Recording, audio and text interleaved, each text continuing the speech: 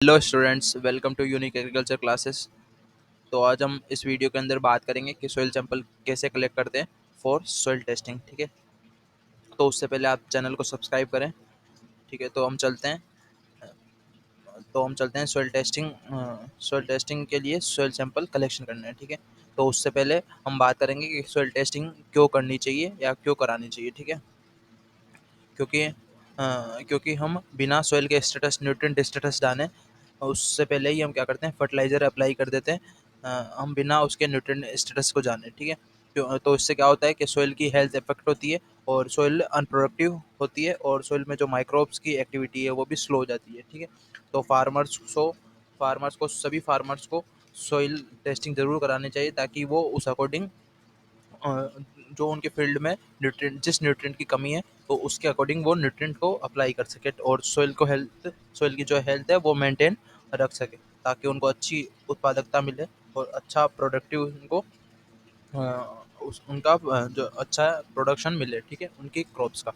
ठीक है, तो सॉइल सैंपलिंग से पहले कुछ बातों का ध्यान रखना होता है। जैसे कि हम जब सॉइल कलेक्शन करते हैं या सॉइल सैंपलिंग की जो कलेक्शन करते हैं वो हमें जो मेन बंड्स है या ट्रीज है या इरिगेशन चैनल है या वेटलैंड्स है तो उनके पास से नहीं लेना है, ताकि सॉइल सैंपल जो वेरिएशन है वो ज़्यादा ना आए और उसको अवॉइड करना है। ठीक है, उसके बाद हम बात करते हैं हमें क्या क्या मटेरियल रिक्वायर्ड होता है सॉइल सैंपलिंग के लिए। ठीक है, तो फर्स्ट बात करें हम तो हमें फर्स्ट चाहिए होता है स्पेड एंड ऑगर या ऑगर। ठीक है, उसके बाद नेक्स्ट बात करें हम तो प्लास्टिक बैग या पॉलीथीन बैग या सैम्पलिंग जो बैग है वो रिक्वायर होता है। ठीक है, थर्ड बात करें हम स्केल तो 15 से 30 सेंटीमीटर का स्केल हो वो चलेगा। ठीक है, उसके बाद हम स्टेप बाय स्टेप बात करेंगे कि कैसे सॉइल सैंपल कलेक्शन करना है। ठीक है, तो हम चलते हैं फील्ड में।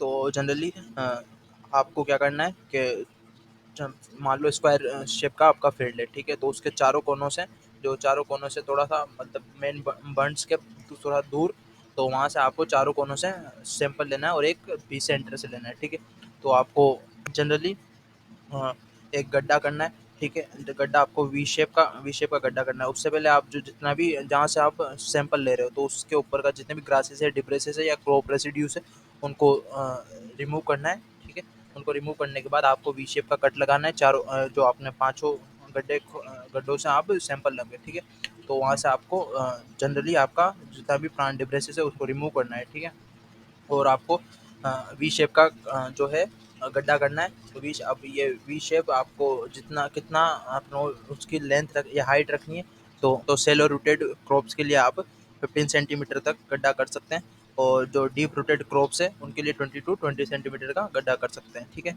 उसके बाद आपको चारों जो आपने पांचों गड्ढे करे उसमें आपको पांचों सैंपल को कलेक्शन करना है। ठीक है, पांचों सैंपल को कलेक्ट करके उसको जनरली आपको सीमेंटेड फ्लोर पे आपको फैला देना है। ठीक है, उसके बाद आपको वर्टिकली और हॉरिजॉन्टली आपको कट करनी है सॉइल। ठीक है, और वो 4 पार्ट्स में डिवाइड हो जाएगी। ठीक है, तो आपको फिर उसके बाद जो अल्टरनेट अपोजिट साइड्स को ऐसे अपोजिट साइड्स को रिमूव करना है या डिस्कार्ड करना है। ठीक है, उसके बाद डिस्कार्ड करके आपको वापस सॉइल को मिक्स कर लेना है और वापस आपको वर्टिकली और हॉरिजॉन्टली कट करनी है सॉइल।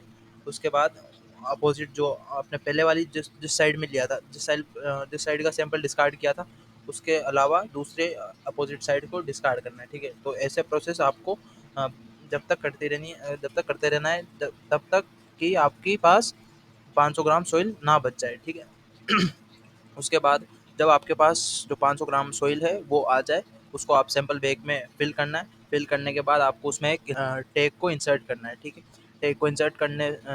टैग में आपको क्या क्या नोट करना है। फर्स्ट ऑफ ऑल आपको उसमें date of soil sample mention करना है। उसके बाद आपको जिस फार्मर की लैंड है या लैंड ओनर है उसका नाम लिखना है, वहाँ का एड्रेस लिखना है। उसके बाद आप उसने वहाँ पे पहले कौन सी क्रॉप ग्रो करी थी, उसके बाद आपने नेक्स्ट क्रॉप आप क्या ग्रो करना चाहते हो, तो आपको ये सब बातों का ध्यान रखना है। तो आपका सैंपल रेडी है।